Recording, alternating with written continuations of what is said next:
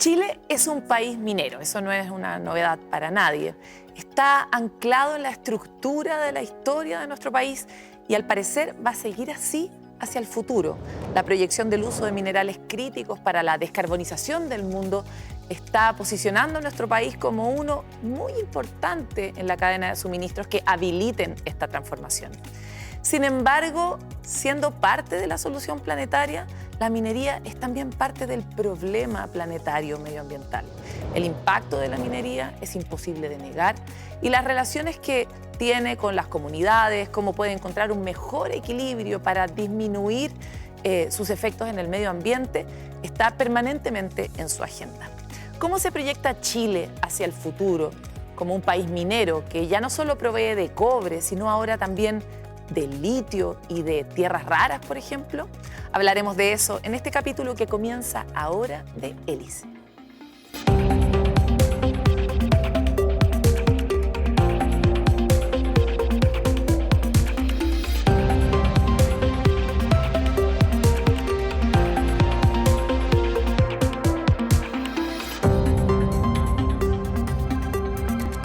Bueno, y vamos a partir con este segmento de nuestro programa donde conocemos a nuestros invitados que provienen de 3 mundos distintos, que esperamos que colaboren en nuestra hélice, y por eso quiero presentar a Jorge Valverde, académico de la FEN de la Universidad de Chile. Bienvenido. Muchas gracias, Paloma. A Patricio Aguilera, director nacional de Sennagiomín. Bienvenido. Muchas gracias, Paloma. Y a Joaquín Villarino, presidente ejecutivo del Consejo Minero. Bienvenido. Muchas gracias, Paloma. Bueno, en este momento de nuestro programa nosotros les ofrecemos una dinámica lúdica, porque así somos. Y la idea es que ustedes, cuando vean una nube de conceptos que les vamos a mostrar, identifiquen cuál es el concepto que de alguna forma representa más a este sector que ustedes representan, la academia, el mundo público o el mundo privado, y que nos expliquen por qué. Entonces vamos a partir contigo, Jorge. ¿Qué me dices? Regulación. ¿Por qué? Porque si bien la minería es intensiva en el recurso natural, sin el recurso natural no existiría la minería, la regulación es el factor clave que hace posible que la minería exista. Y el caso más simple que uno puede poner es por qué países que tienen una dotación de minerales importante, como países africanos, no están en el top mundial de la producción de minerales. ¿Por qué? Porque su regulación, su institucionalidad... ¿Habilita? Exacto. ¿O perjudica? Exacto. Por lo tanto, la regulación es el factor clave y es lo que hizo que Chile pudiese posicionarse ya hace 40 años como el principal productor de cobre y nos ha permitido avanzar en otros minerales, pero ahí yo diría que están los principales desafíos que tiene la minería en Chile. Súper interesante. No me lo habría esperado de la academia. Cuéntame tú, Patricio, ¿cuál es tu mirada? Innovación y tecnología. ¿Por qué?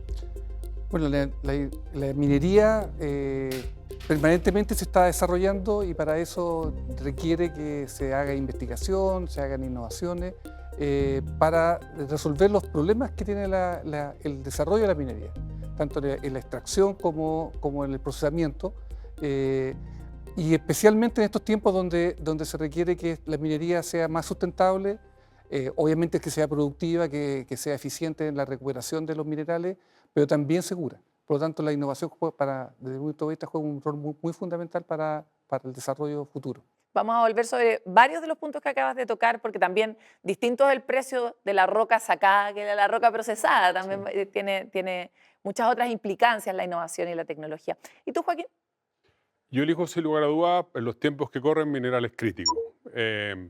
El mundo sin minerales es un mundo que no tiene bienestar, eso nos olvidamos en la vida cotidiana. El mundo necesita minerales para tener calidad de vida, para salir del subdesarrollo, para pasar de la pobreza a calidad de vida racionales. Y uno de los grandes desafíos que estamos enfrentando hoy día es vivir en un mundo en el cual queremos más gente que sale de la pobreza. Queremos tener un mundo con menores emisiones, es decir, una economía más limpia. Eso significa pasar a la electromovilidad, tener energías limpias. Y para eso se requieren unos minerales y algunos muy específicos que son minerales críticos. Sin esos minerales críticos, de los cuales Chile tiene la suerte de tener las reservas más grandes del mundo, en el caso del cobre, y el otro, no las más grandes del mundo, pero está segundo, del litio.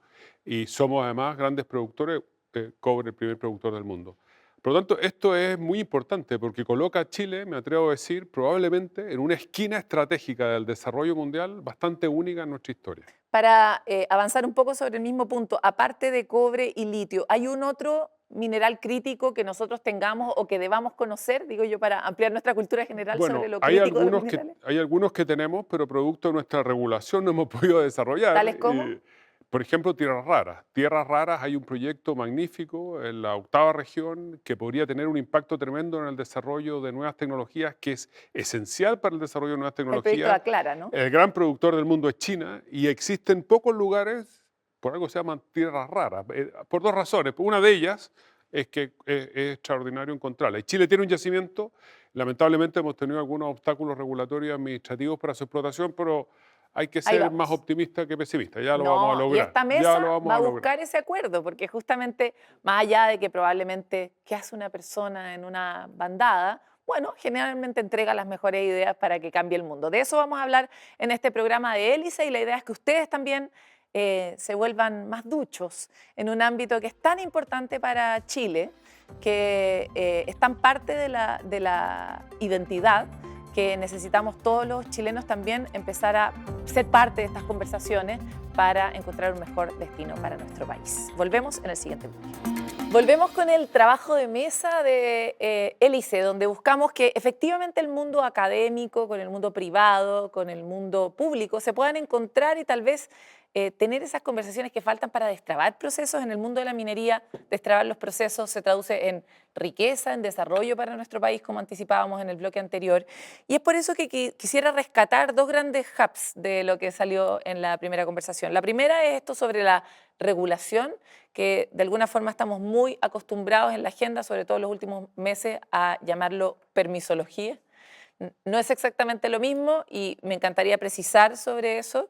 Y lo segundo es esta idea de por qué Chile debiera aprovechar esta oportunidad más allá de todo el ámbito económico, pensando que también muchas de las soluciones que se producen son más bien para el mundo, pero tal vez los impactos de la generación de los minerales se producen en Chile. Entonces, hablemos de esos dos ámbitos que parecen estar inevitablemente relacionados también en el mundo regulatorio. ¿Y qué opinan ustedes de cómo se podrían destrabar? Y quiero partir contigo, Jorge. Cuando tú hablas de la regulación, ¿qué cosas aceleran y qué cosas entorpecen?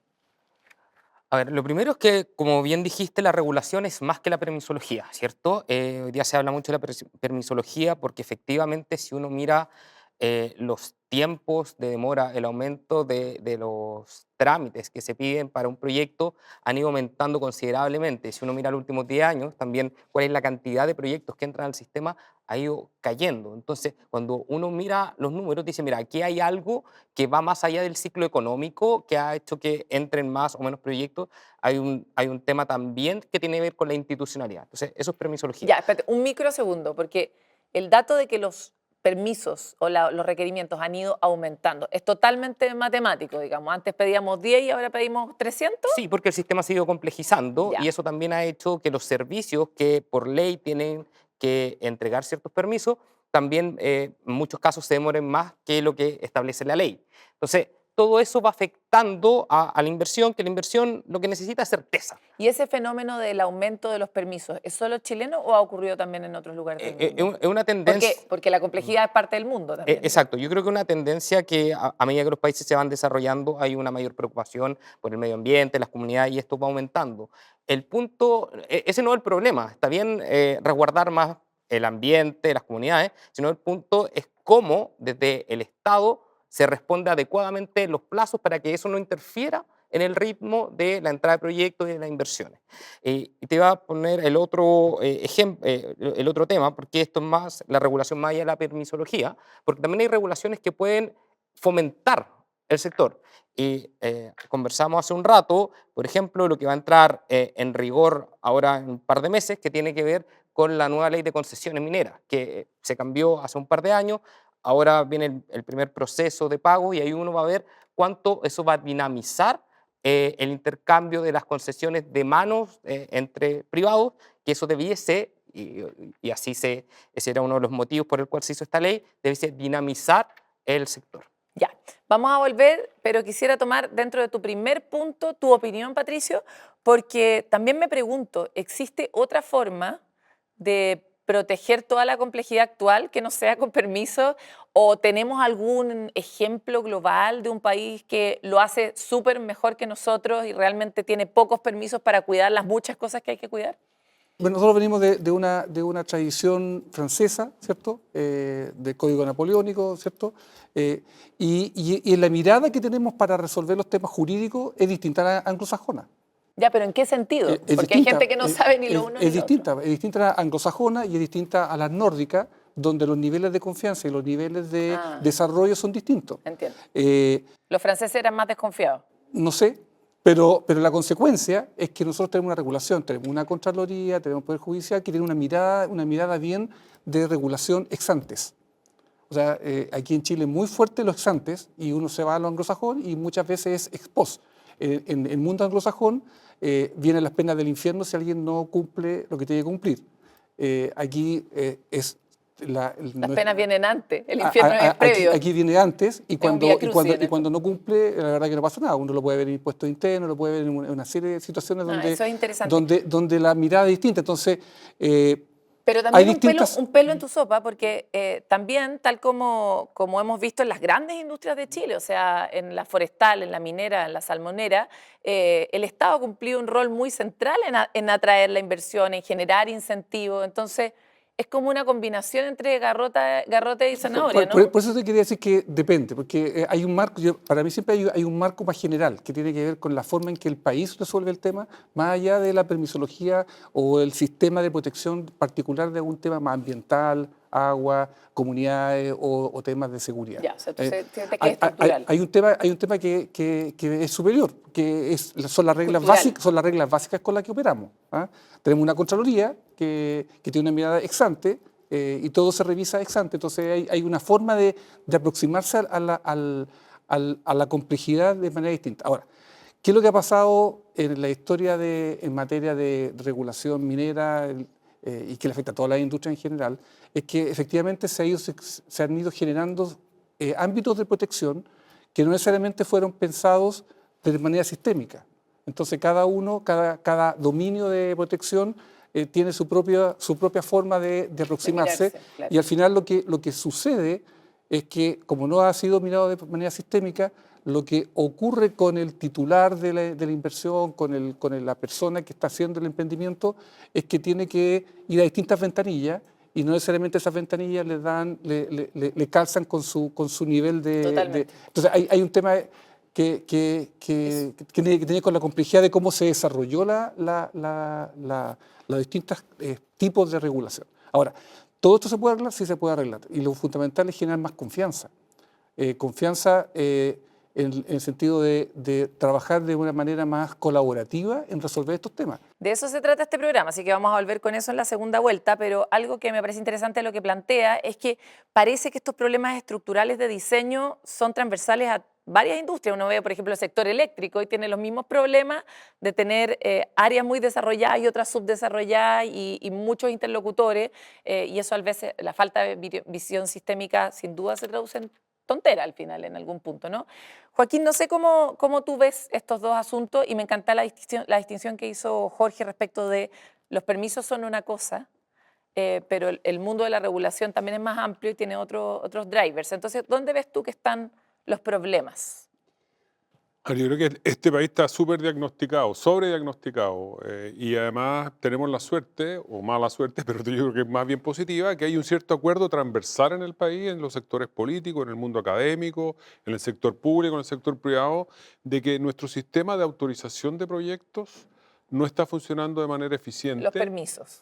Bueno, los permisos no están, pero que los permisos son fruto de regulaciones, digamos, o sea que los permisos no están funcionando bien, que yo creo que es el núcleo central del problema que enfrentamos hoy día, y por lo tanto hay que tomar iniciativas para intentar solucionarlo. Y yo creo que en esto, también en el área de los diagnósticos, hay un informe tremendamente útil elaborado por la Comisión Nacional de Evaluación y Productividad, en el cual fue invitado también el sector privado a participar, donde pudimos dejar constancia de dónde estaban en toda la línea de autorizaciones de los proyectos los cuellos de botella, aquellos lugares donde esto se entrampaba más. Y por lo tanto hay una hoja de ruta por desarrollar. Sí, en algunas materias se está trabajando bien. Yo quisiera resaltar dos cosas a propósito de dónde está el problema y cómo se soluciona. El proyecto de ley que ha presentado el gobierno para, de alguna manera, modernizar los permisos sectoriales.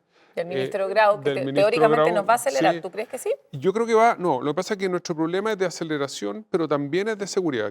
Quería volver a los problemas que se generan. Es un buen proyecto y ojalá se le imprima velocidad a su tramitación. En la reforma al CIA creemos que hay espacios de mejora, pero también va en la línea correcta con algunas mejoras.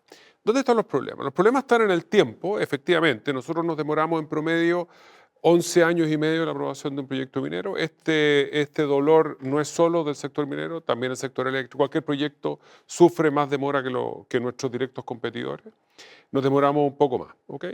Pero yo recojo uno de tus comentarios anteriores. El mundo en general es más exigente, aunque tenga el modelo anglosajón, aunque tenga el modelo en Estados Unidos, te puede demorar 8 o 10 años también la obtención de un proyecto minero. O sea, esto no se va a ahorrar. Ahora, ya sabemos lo que significa el consuelo de mucho, digamos. Entonces, o sea, si nos ponemos contentos, ¿no? Entonces, yo creo que aquí hay que solucionar dos problemas distintos. Uno es velocidad y certeza jurídica, es decir, ¿cómo hacemos esto más rápido, dándole mayor certeza al inversionista? Es decir, ¿qué ocurre cuando yo me he pasado 8 años tramitando, 7 años tramitando y al final aparece una organización desconocida que no sabemos qué es la financia y tiene la capacidad de paralizar ante el Poder Judicial el proceso y vamos otros 3 años porque el Poder Judicial está colapsado? Y entonces, bueno, aquí hay un problema de, mire señor, si usted me da un permiso, quiere decir que voy adelante con el proyecto y en algún minuto esto se tiene que acabar. Yo creo que el caso emblemático de la tómbola que nunca termina de dar vuelta es Dominga. Digamos. Dominga ha entrado 3 veces al Consejo de Ministros, lo ha revisado el Tribunal Ambiental otras 4 veces, entonces ya, uno. Y el segundo tema es la tranquilidad de la comunidad. O sea, lo que uno tiene que prever es que un sistema de permisos tenga la debida participación ciudadana, la debida comunicación ciudadana y la tranquilidad, por lo tanto, cuando el Estado autoriza un proyecto, el propio Estado tiene que salir a decir, señores, este proyecto cumple, no va a sufrir usted prejuicio y aquello en que puede haberse perjudicado tiene mecanismos de compensación o mecanismos de mitigación. Lo que te ocurre en Chile es que el Estado se autoriza y desaparece a la escena. Entonces, bueno, esto lo tengo que salir a defender, tiene que salir a defender la empresa y eso, ¿qué es lo que le quita? Falta de tranquilidad a la comunidad, porque lo que le da tranquilidad a la comunidad... Me encanta que hayas puesto Dominga, porque en Dominga ocurre algo parecido un poco a lo que le está pasando a Tesla, ¿no? En el sentido de que el proyecto, el negocio, se combina con factores simbólicos, culturales, que terminan siendo de mucho peso. Lo que le ha pasado a Dominga es el extremo, ¿no? Entonces, me encantaría saber dónde se dibuja esa línea y poner en la mesa también el hecho de ¿y cuál es el rol entonces de los que representan? Con esto me refiero al Estado, me refiero al Senado, a los diputados. ¿Cuál es el rol de los que representan de representar? O sea, ¿qué pasa cuando ese desacople finalmente no puede generar las garantías que tú estás pidiendo? El Estado apruebo la ley y llego y resulta que la ciudadanía no lo quiere. ¿Cómo resolvemos en tuerto? Todo esto, cada uno tiene 1 minuto y medio para comentarlo. Tenemos que acelerar un poco. Ok, en simple yo diría que, bueno, esa es la democracia representativa y son los representantes quienes toman decisiones en el Congreso y ellos representan a la ciudadanía. Por lo tanto, aquí lo que tiene que haber, y tomo las palabras de Joaquín, tienen que haber reglas claras, sí, es así de simple. Y si pasaron todas las etapas que se necesitaban y tienen todos los checks, ok, hay mecanismos por si la empresa no cumple, pero si no, esto tiene que seguir un track. Porque a ti te tiraron el pañuelo en los pies, po. ¿Qué tiene que hacer el Estado para hacerse responsable de la autorización que da? Aquí yo lo que estoy de acuerdo con lo que manifiesta Jorge y Joaquín. Aquí hay un problema de la responsabilidad. Porque si queremos efectivamente tener un país desarrollado, hay que generar confianza y para generar confianza hay que ser responsable de los compromisos a los cuales yo participo. Y ahí yo diría que falta que asuman la responsabilidad, los que tienen que asumir la responsabilidad en ¿El cada Estado tema. también? Sí, por supuesto, también los parlamentarios. Claro, pero a ver, puede que todos hagan su mea culpa, pero ¿cómo Yo voy a lo ejemplificar. Nosotros vemos los temas de seguridad minera, en temas de exploración y explotación. Entonces, no parece responsable estar bloqueando un proyecto si está cumpliendo con su regulación y con sus autorizaciones.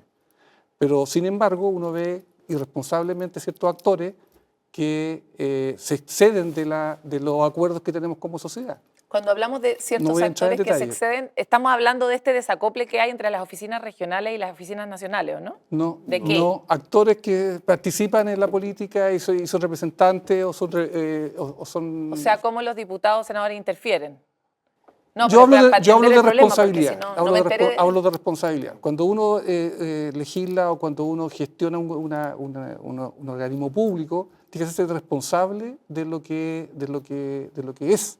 Y no puede estar haciendo Claro. por el lado algo que excede de lo que acordamos desde el punto de vista normativo y que está regulado. Claro, el sistema político pone los incentivos en lugares que son muy perversos en todo caso, de que eso también hay que reconocerlo. Sí. Joaquín, A ver, yo creo que si tuviera una varita mágica y una bala de plata no estaría aquí, digamos, estaría sentado en otro lado. Pero me parece que lo fundamental de tener en consideración es que si seguimos haciendo lo que venimos haciendo hasta ahora, el problema no se va a solucionar, porque el business as usual tiene paralizados los proyectos. Aquí ya, hay, pero hay imagínate que hacer que tú algo puedes distinto. hacer una cosa Aquí, distinta, bien, ¿cuál harías? yo creo que hay que hacer una cosa distinta, que falta y que he visto que en algunos casos que se aplica resulta muy bien y que tiene que ver mucho con lo que acaba de decir Patricio. Tiene que ver con confianza que se genera a través de la colaboración del sector público con el sector privado. ¿Qué quiere decir esto? Y es que cuando yo llego con un proyecto, lo que yo tengo que hacerle entender a la autoridad es que no le quiero pasar goles, que yo quiero cumplir con la normativa, que quiero ser lo más transparente y claro posible, Muy que anglosajón. ella me fiscalice adecuadamente y ella tiene que entender, con la autoridad me refiero a los miles de funcionarios que existen, que su función no es entorpecer el proyecto ni impedir que se realice, que su función es que el proyecto llegue a puerto. Por todos los beneficios que esto, y porque se desarrolla en un lugar donde puede desarrollar, o sea, estamos todos de acuerdo en el país que yacimientos mineros no hay en los parques nacionales, digamos. Entonces, si yo llego con un proyecto con sonrisa simpática y todo transparente, cumpliendo todo el riesgo, oiga, aquí en la mitad del Parque Nacional Bernardo Higgins, digamos, es lógico que el funcionario me diga, lo encuentro muy simpático, pero no sigamos aquí en este camino.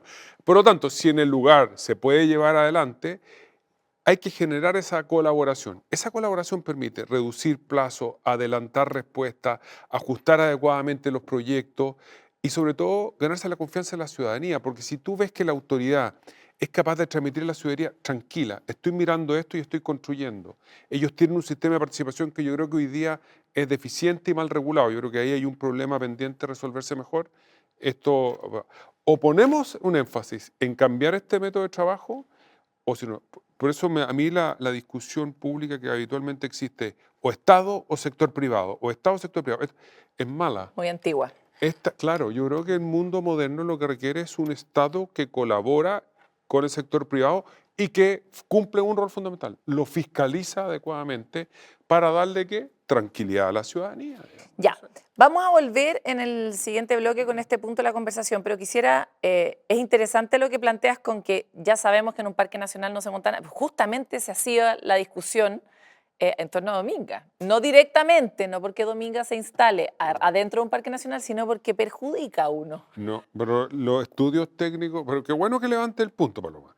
Toda la información medioambiental relevada por los organismos técnicos, no por terceros interesados que no tienen ninguna responsabilidad y que por lo tanto son capaces de tirar cualquier argumento sobre la mesa porque les da lo mismo.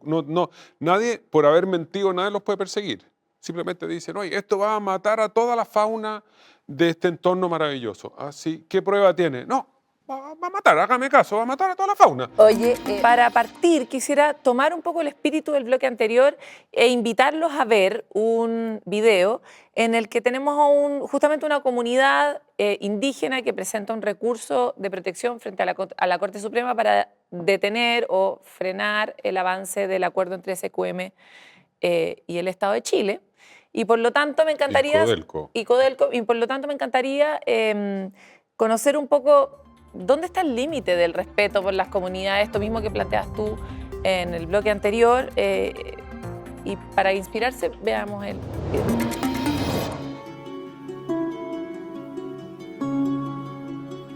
Mi nombre es Tomás Vilca. Pertenezco a la comunidad atacameña de Coyo. Esta zona corresponde a la comunidad. Estamos por el área de patrimonio.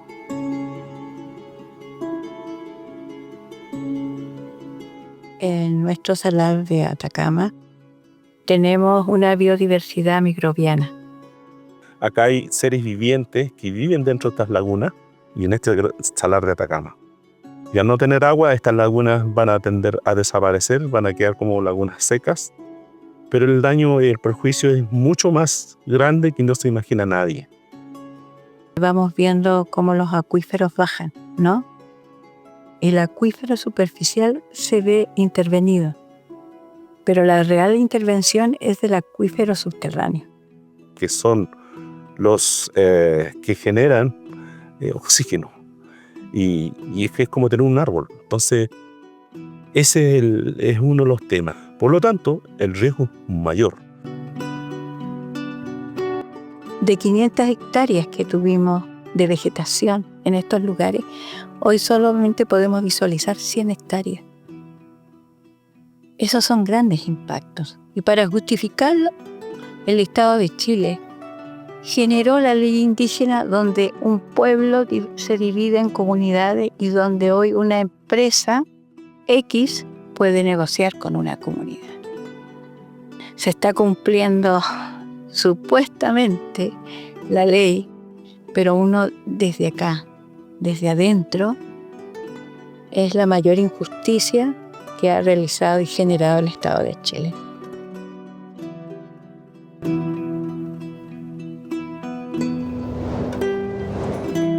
Es difícil, ¿no? Es difícil comprender bien dónde poner la línea, porque así a simple vista las comunidades se ven como David y el Estado, o las empresas se ven como Goliat. O sea, se ve como una negociación que puede sonar asimétrica. Goliat perdió, eso sí.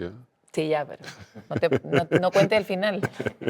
No, pero es interesante mirar esa sensación como de asimetría y por otro lado, ¿qué es lo que se cuida? Culturalmente, ecológicamente, hablábamos ahí de extremófilos, de bacterias, de cianobacterias que producen oxígeno en torno a la que los humanos tenemos bien poca sensibilidad también, como que nos hablen de los microbios, uno dice ya, pero ni lo veo.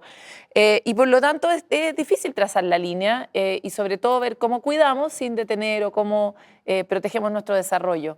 Ayúdenme a desenmarañar esta madeja. Si quieres partimos acá para innovar. Yo simplemente diría que la persona que da la entrevista pone el dedo en la llaga cuando dice este es el mayor daño que nos ha hecho el Estado de Chile.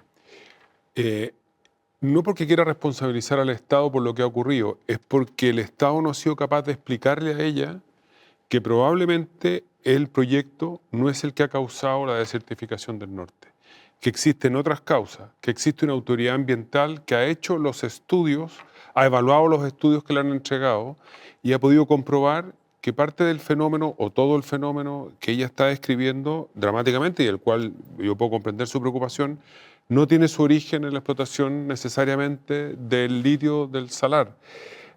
Pero que probablemente va a empeorar con esa explotación. No, pero me parece, aquí hay muchas medidas de reinyección de agua, se están implementando nuevas tecnologías para utilizar menos agua.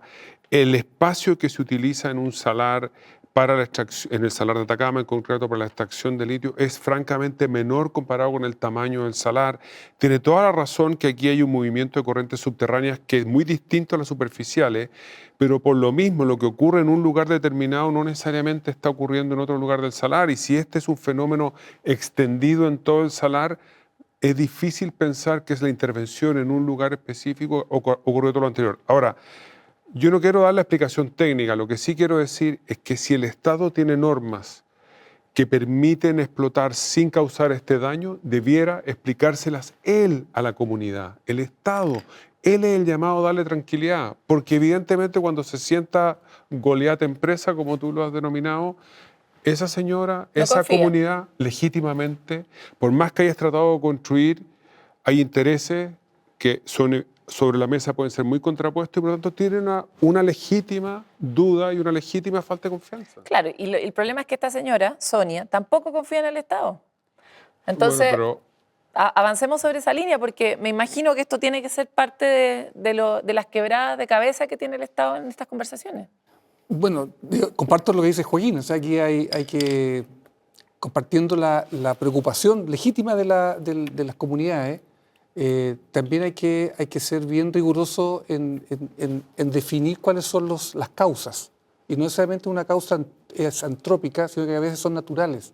O es la combinación de Claro, pero una en acción este contexto de antrópica cambio climático igual estamos preocupados por no empeorar la situación. Eso Sí, también es sí. es un dato de la causa actual, Sí, digamos. así es. Por lo tanto, lo que más ayuda es cuando uno objetiviza eso a partir de análisis científicos, técnicos, y aquí estamos en un programa donde estamos viendo que es importante harta la materia. triple S y la colaboración. Por lo tanto, el conocimiento científico y técnico respecto de lo que efectivamente ocurrió, está ocurriendo y podría ocurrir es esencial para tomar decisiones y para garantizar y para dar certeza.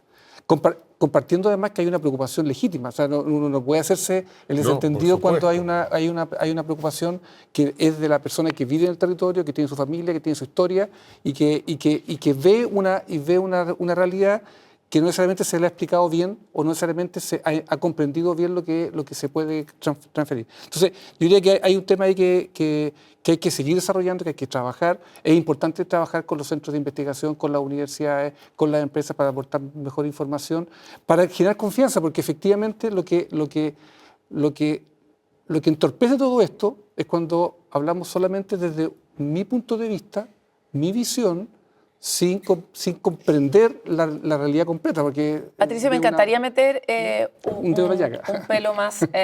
No, un dedo en la llaga nunca. Un periodista jamás. Pero un pelo en esta sopa más. Porque de alguna forma lo que dice Joaquín es el Estado no está cumpliendo con su responsabilidad de explicarle a esa persona, de hacerle llegar este conocimiento que está detrás de por qué se aprueban las cosas y no. Y por otro lado, sabemos que las personas desconfían de la institución. Por otro lado, sabemos que en Chile el Estado tampoco está como súper desplegado en términos de recursos y posibilidades. Y existen cuestiones muy concretas como que las comunidades negocian con empresas. Por ejemplo, en las etapas de participación temprana, el Estado está un poco como vigilante, no como protagonista. Entonces, cuéntame los dolores internos del Estado, Patricio, en el sentido de cómo se resuelve esto y cómo el Estado realmente cumple el rol que estamos diciendo acá que debería cumplir. Bueno, el Estado, para hacerlo simple, no, tiene un marco jurídico. Entonces, este marco jurídico en relación a otras dimensiones de la sociedad es rígido. Tiene un funcionario público o una persona que trabaja en el sector público no puede ir más allá de lo que le permite la norma. Entonces, primer tema que hay que destacar.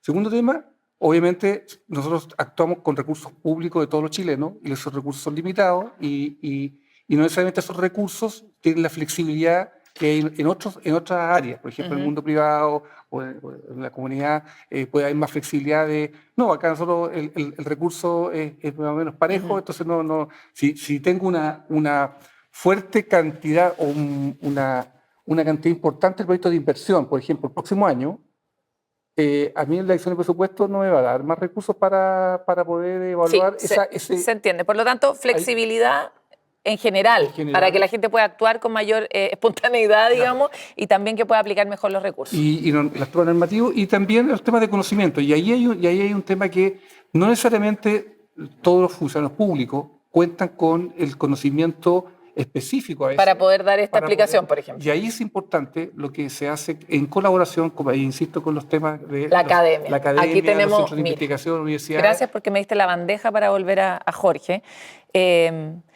Te toca a ti cerrar este bloque, así que tú lánzate, pero tampoco exageradamente. Ok. Mira, lo primero es que es completamente entendible la preocupación que aparece en el video. Dicho eso, y si bien puede haber un tema comunicacional, creo que hay un concepto que nosotros enseñamos en las facultades de economía que es súper importante entenderlo. Toda actividad económica va a tener costos y va a tener beneficios sociales, no solamente privados. Cualquier actividad económica los va a tener. Entonces, Y toda la discusión al final del día es cómo se mitigan ciertos costos, cómo se distribuyen ciertos costos y cómo se distribuyen los beneficios. Entonces, pensar que una actividad económica no va a tener un costo, sobre todo para las comunidades que estén cerca, es impensado. El punto es el beneficio que me va a generar ese proyecto, el beneficio social, no el beneficio solamente para la empresa, ¿es mayor que el costo que esto tiene? Esa es la pregunta que nos tenemos que hacer. Jorge, perdona, en ese mismo punto, es que no quiero, en ese mismo punto, esto que tú dices en la universidad, ¿se lo dicen alguna vez a las comunidades? Porque parece que el acceso a ese conocimiento no está llegando por el Estado, aparentemente no está llegando a través de los académicos, y se desconfía cuando llega por el mundo privado. Entonces, puede que falte una... Lo digo por el rol de la universidad en Sí, reconstruir sí, esta sociedad, Sí, ¿no? sí, sí. Yo creo que quizás estamos al debe de llegar en esta triple hélice. Hay probablemente una mayor interlocución con el Estado, con las empresas. Quizás falta llegar a estos otros agentes económicos. El punto ahí que me gustaría como recalcar es siempre el que se va a ver más afectado va a estar en contra, y algo es obvio. Había un programa, yo me acuerdo de los 2000, como No lo quiero en mi jardín, y hacía alusión a las centrales hidroeléctricas que estaban justo cerca de los terrenos. Obviamente esa persona se va a ver más afectada. La pregunta es, ¿cómo se puede compensar, mitigar y mirar esto desde la perspectiva del Estado? ¿Y aquí voy del con valor eso? público, del valor común. Porque es que nos cuesta, cuando es el beneficio del Estado, nos cuesta verlo. Pero yo voy a poner un ejemplo. Chile tuvo fondos soberanos únicos en el mundo que se fueron acumulando en la década del 2000, se dejó de acumular en la década del 2010 y de hecho empieza a bajar. Esos fondos venían principalmente de los excedentes del cobre. Esos excedentes que uno dice, ahí estaba el beneficio social de todos los proyectos que se hicieron antes. ¿Para qué sirvió? A la gente le cuesta ver porque a la gente no le llegó un cheque a su casa. Pero gracias a eso tuvimos una de las mejores respuestas de política contracíclica fiscal del mundo a la crisis financiera del 2008. Pudimos usar esos recursos para el terremoto del 2010. Nos quedaron recursos para el estallido social. Nos quedaron recursos para el COVID. O sea, todavía lo que ahorramos... ¿De que hicimos cundir el ahorro? Desde eso que acumulamos en el 2000 nos sirvió hasta ahora. Ahora ya nos queda poco. En este gobierno se han ido gastando lo poco que quedaba. Pero esa que fue una institucionalidad, y vuelvo a la regulación, porque fue la regla fiscal del 2001 que nos permitió hacer eso, junto a la minería, nos permitió tener un beneficio social sumamente importante. Entonces, van a haber costos. Pero esos beneficios tampoco son comunicados en defensa de la ciudadanía, ¿no? Exacto. Ahí Totalmente tenemos de un acuerdo. tema muy, muy grave. Apenas nos hemos resistido a tratar de mantenernos callados en la pausa porque este panel está que arde. Y yo los voy a invitar a todos ustedes a que participen de nuestro último segmento, que los invita a ponerse en los zapatos del otro, a estar un rato en el cargo del académico, un rato en el cargo del Estado y por supuesto en el mundo de los privados, hacer un gesto de compasión y solidaridad y al mismo tiempo una excelente sugerencia. Entonces, ¿qué le pedirían al otro si estuvieran en el lugar del otro que pudiera hacer? ¿O qué buena idea le darían si estuvieran en el lugar del otro? Entonces, vamos a partir contigo, Jorge.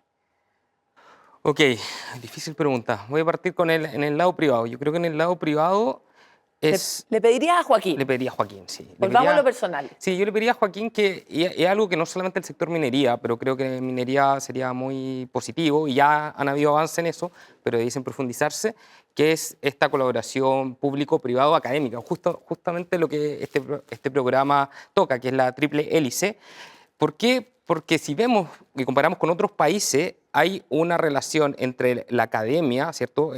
Los doctores en materia específica y la academia que no está tan ligada. Entonces ahí nos falta hacer el paso de este conocimiento científico, que puede ser a lo mejor más abstracto, a un conocimiento aplicado para el beneficio de la industria. Entonces, o sea, doctores dentro de las empresas. Sí, o sea, Chile, si lo comparamos, y no solamente en minería, con otros países tenemos una tasa muy baja de doctores trabajando en empresas privadas. Bueno, Sofofa ha impulsado bastante esa causa porque efectivamente pareciera ser que no estamos acostumbrados dentro de las empresas a darle mucho impulso al área de innovación y desarrollo, donde los doctores son críticos y generan soluciones inesperadas.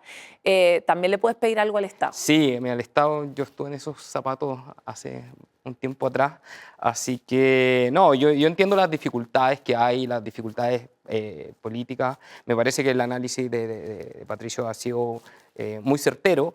Creo que de pronto nada, es tener cierto coraje e impulsar cosas cuando vayan a contracorriente. Yo creo que eso se valora, aun cuando uno se puede ir de un tirón de oreja alguna vez, pero se valora como país decir las cosas cuando muchas veces no son populares, pero son las correctas, decirlas, creo que tiene su peso. El Estado tiene que avanzar en ese sentido, en esa valentía que vaya contra nuestro modelo antiguo, ¿no? Que ver si le ponemos más fuerza. ¿Qué le puedes pedir tú a tus pares hoy día? La academia puede contribuir mucho, es hacer del Estado también un Estado innovador. Yo diría que hemos ido avanzando, pero muy lento. ¿Faltan doctores también en el Estado? Sí, pero yo diría que más allá, o sea, además de eso, la innovación en el ámbito público, especialmente en Chile, es un tema que tenemos un desafío muy importante. Sí, como el día en la marmota, la modernización del Estado. Por lo tanto, yo diría que en la medida que el Estado, no solamente el aparato administrativo, sino que también la forma en que se hacen las leyes, sea de una manera mucho más innovadora. Yo me pongo en el caso de las leyes de permiso o las normativas que hacemos, que se hacen en un minuto pensando que son eternas y realmente a propósito de regulación y permiso, estas cosas cambian permanentemente, por lo tanto uno debería tener la capacidad de modificar rápidamente las normativas para que se adecúen a los contextos que van ocurriendo. Bueno, ahí vuelves a tu punto sobre la flexibilidad, que parece que el Estado es demasiado rígido, ¿no? Y ahí se requiere un apoyo, yo diría, del mundo de la ciencia, la tecnología, la innovación, el conocimiento para poder aportar al Estado. Evidencia para modernizarlo. Para modernizarlo. Oye, ¿y qué le pedirías a Joaquín? Yo diría, bueno, sí, lo que hablaba en un minuto, o sea, en el ámbito del desarrollo, se requiere el respeto a la... Se pueden mirar, ¿eh? Sí, Eso puede volverse más íntimo. Se requiere el respeto de las reglas del juego. Por lo tanto, eso, si bien lo hacen, es lo que uno siempre le va a pedir al titular de una empresa, al emprendedor. Si dice que va a respetar el ecosistema, que lo respete. Y si dice que va a tomar las consideraciones para tener una operación más segura, que también las tome.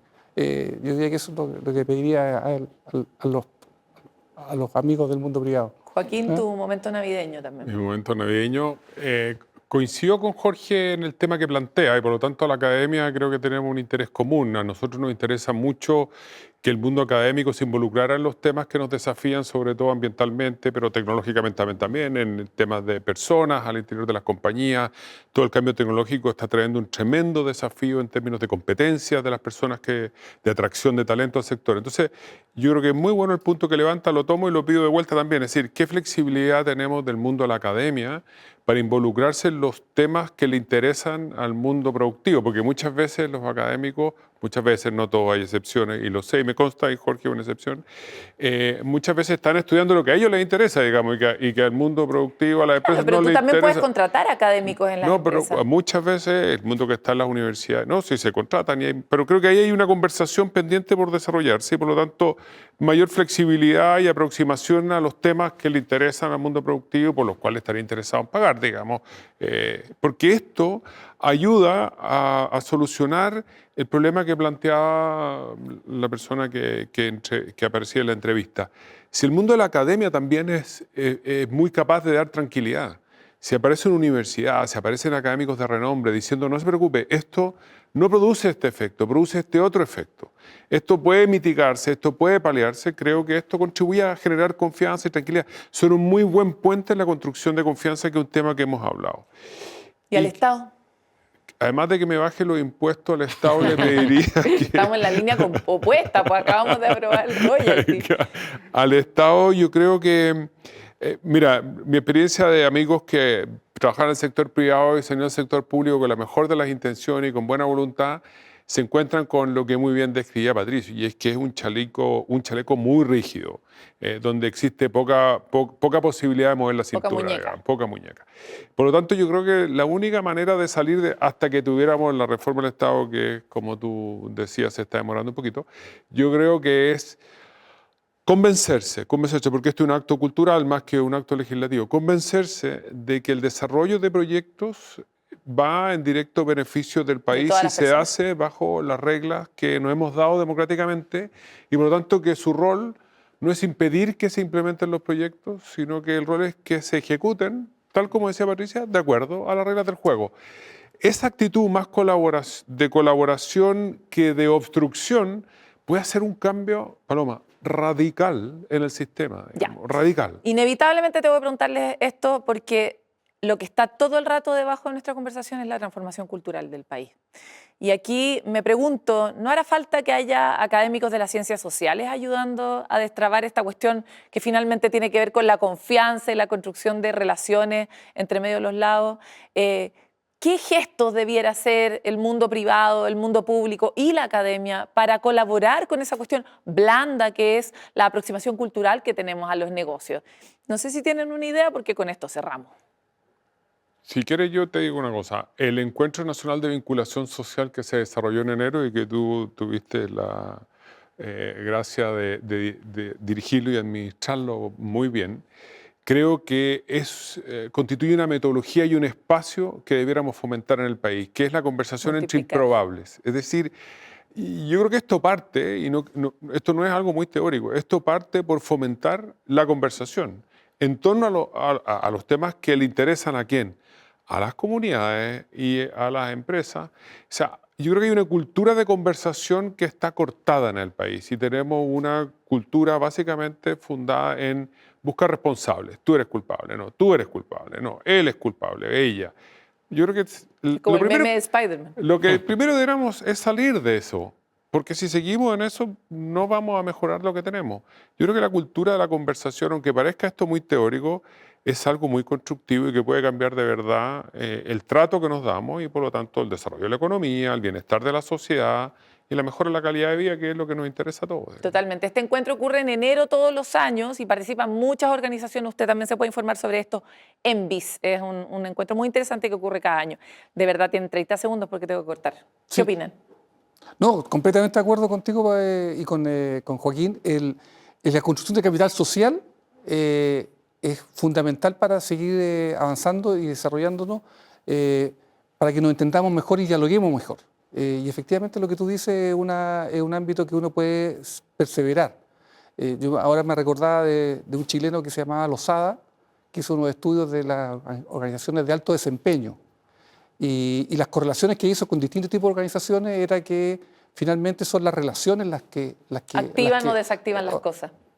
No, muy simple, se me viene a la cabeza la economía del bien común, libro de Tirol que ganó el premio Nobel, y es entender un poco eso, que la economía del bien común, y como país necesitamos retomar una visión común de lo que queremos y entender y ver la forma en la cual ese bienestar se distribuye en la sociedad. Súper importante también el rol que tiene la academia de participar mucho más activamente de la sociedad y compartir ese conocimiento y estos conceptos del bien común. En un momento en que el mundo está tan desafiado en esta materia, es mucho más famoso ser egoísta que ser colectivista, ¿no? Queremos sembrar estas ideas para ver si es que la hélice puede girar, el Estado, el mundo privado, la academia, pueden colaborar para que esto sea mejor y entregue mejores resultados para el país en el que soñamos. Esa es la idea y por lo mismo los dejamos desde ya invitados al siguiente capítulo de Hélice.